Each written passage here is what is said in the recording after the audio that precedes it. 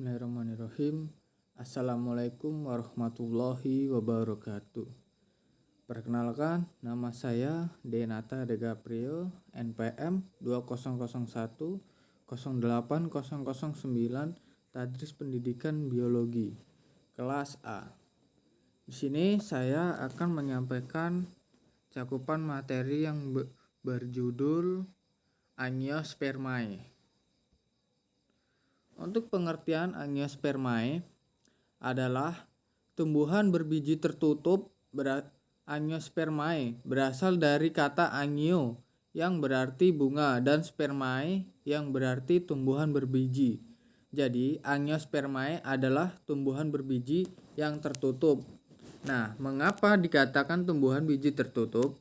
Ya karena bijinya selalu diselubungi bakal buah.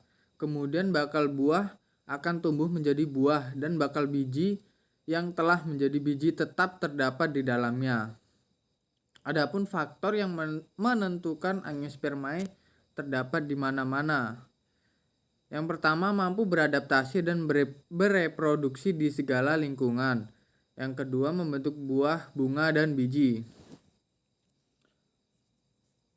Untuk tumbuhan dikotil dan monokotil dibedakan atas struktur biji, jumlah kotiledon, dan struktur bunga, distribusi berkas pembuluh pada batang, dan struktur akar. Nah, secara umum, tumbuhan berbiji tertutup memiliki ciri yang sama dengan tumbuhan berbiji terbuka. Keunikan tumbuhan berbiji tertutup terletak pada bijinya yang tersusun oleh keping lembaga atau disebut kotiledon. Keping lembaga pada tumbuhan berbiji tertutup membentuk dua kelompok tumbuhan, yaitu tumbuhan berbiji tunggal disebut dengan monocotyledonae dan tumbuhan berbiji berkeping dua disebut dicotyledonae. Nah, adapun di sini kita dapat melihat tabel perbedaan antara Gymnospermae dengan Angiospermae.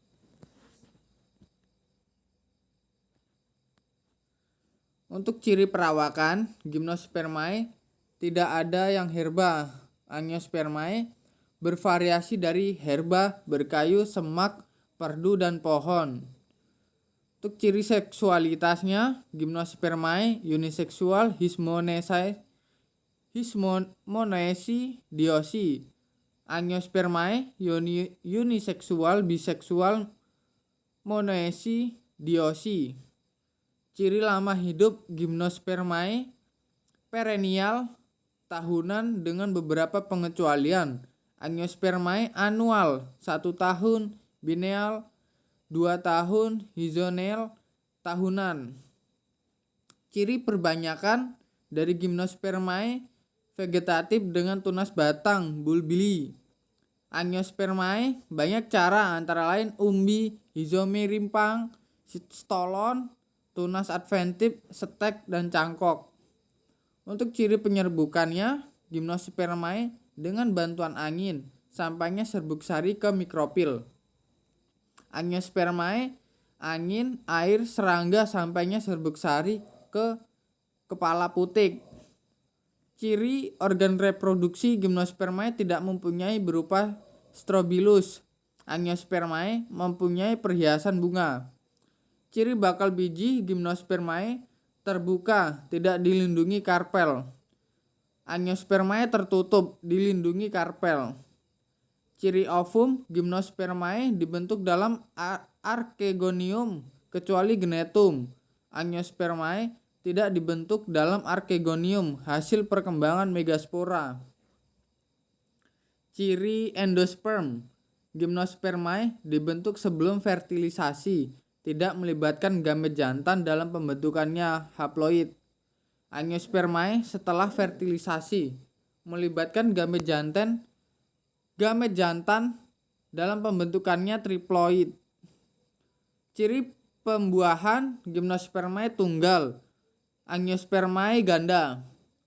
Ciri embrio Gymnospermae yakni polyembrioni, hanya satu yang fungsional. Angiospermae tidak ada polyembrioni. Ciri xilem Gymnospermae tidak punya trakea kecuali Genetopsida. Angiospermae punya trakea. Untuk ciri contoh Gymnospermae yakni Genitenae, Coniferae, Ginkgoinae, dan Cicadinae. Untuk Angiospermae monokotil dikotil yakni Apetala atau Monoclamida, Sympetala, dan Diapetala. Untuk klasifikasi Angiospermae, yang pertama perbedaan ciri bentuk akar. Yang terdapat pada monokotil memiliki sistem akar serabut, dikotil memiliki sistem akar tunggang. Yang kedua bentuk sumsum. Perbedaan ciri bentuk sumsum dan pada tulang daun, monokotil melengkung atau sejajar dan dikotil menyirip atau menjari. Yang ketiga, perbedaan ciri kaliptrogen atau tudung akar. Monokotil ada tudung akar atau kaliptra. Untuk dikotil tidak terdapat tudung akar. Yang keempat, perbedaan ciri jumlah keping biji atau kotiledon. Untuk monokotil satu buah keping saja. Dan dikotil ada dua buah keping biji. Yang kelima, perbedaan ciri kandungan akar dan batang. Monokotil tidak terdapat kambium dan dikotil ada kambium. Yang keenam, perbedaan ciri jumlah kelopak bunga. Nah, pada monokotil umumnya kelipatan 3 dan dikotil biasanya kelipatan 4 atau 5. Yang ketujuh, perbedaan ciri pelindung akar dan batang tembaga. Monokotil ditemukan batang lembaga atau koleoptil dan akar lembaga atau kelorhiza. Dan dikotil tidak ada pelindung kelorhiza maupun koleoptil. Yang kedelapan, perbedaan ciri pertumbuhan akar dan batang. Pada monokotil tidak dapat tumbuh berkembang menjadi membesar dan dikotil bisa tumbuh berkembang menjadi lebih membesar. Nah, dapat kita lihat adapun contoh gambar struktur dikotil dan monokotil. Dapat dilihat perbedaan struktur tanaman dikotil dan monokotil dari akar, berkas pengangkut, pertulangan daun, dan struktur bunga.